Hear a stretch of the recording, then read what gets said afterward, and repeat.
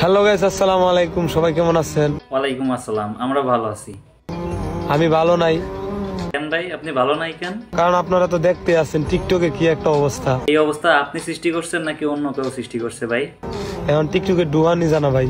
দোকান তো যাইবো না। আপনি যে পরিবেশ সৃষ্টি করছেন এতে টিকটকে ঢোকার মতো কোনো পরিবেশই নাই। এর ট্রিট দিতেছে, এর পচায় ভিডিও করতেছে। তো আমি আপনি প্রথম শুরু করছেন পচায় ভিডিও করা। কোনোদিন কল্পনা করি নাই আমারে পচায় এত মানুষ ভিডিও করবে আমার নাম নিয়ে।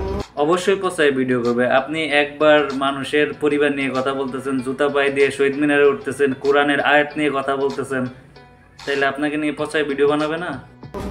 আমি ভাবছিও না ভাই আমি কি দোষ করছি ভাই আপনাদের। কি দোষ করছেন আপনি বুঝেন নাই? আপনি কোরআনের আয়াত নিয়ে ফাইজলামি করছেন, হইতেছে শহীদ মিনারে জুতা নিয়ে গেছেন, আর একজনের পরিবারের ভিক্ষুক বলতেছেন, মা বাবা নিয়ে কথা বলতেছেন। আপনি কি দোষ করছেন আপনি বুঝেন নাই? আপনারা আমারে নিয়ে বলে আমার কর্মটা নিয়ে ভিডিও করতেছে। আমি তো ভাই কর্ম নিয়ে ভিডিও করতেছেন, আপনি নিজেই তো নিজের জাইল্লা বলেন, আপনার আর একজনে কি বলবো? কাজ করি, চুরি দর করি না। আমি একজন জেলে মানুষ, আপনারা আমার জাইল্লা মাইল্লা কয়া এই বলে ভিডিও করেন। আপনি তো নিজেই নিজের জাইল্লা কন, তাই আপনার আবার জাইল্লা কই কেডা? আমি ভুলবশত কিছু ভিডিও রিপ্লাই দিয়ে দিছি। আমি আর এসব নিয়ে ভিডিও বানাইতেছি। ভুলবশত না, মানুষে ভুল একবার করে, দুইবার করে, তিনবার তো ইচ্ছাকৃত কেউ ভুল করে, তাহলে তো সেটা ক্ষমার অযোগ্য। আমি আর বানাবো না এসব নিয়ে ভিডিও। ধন্যবাদ ভাই। আপনারা এই সমস্ত কাহিনী না করলে পরিবেশটা ভালো থাকবে, যুব সমাজ ভালো থাকবে।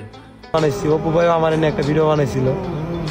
তো অপু ভাই অনেক সিনিয়র, অপু ভাই অনেক বড় একজন মানুষ। অপু ভাই আগের তুলনায় এখন অনেক ভালো হয়ে গেছে, কিন্তু আপনি নতুন করে আপনি শুরু করে দিচ্ছেন, পোলাপানের আবার চেতাইতেছেন, কিশোর গ্যাং বানাইতেছেন।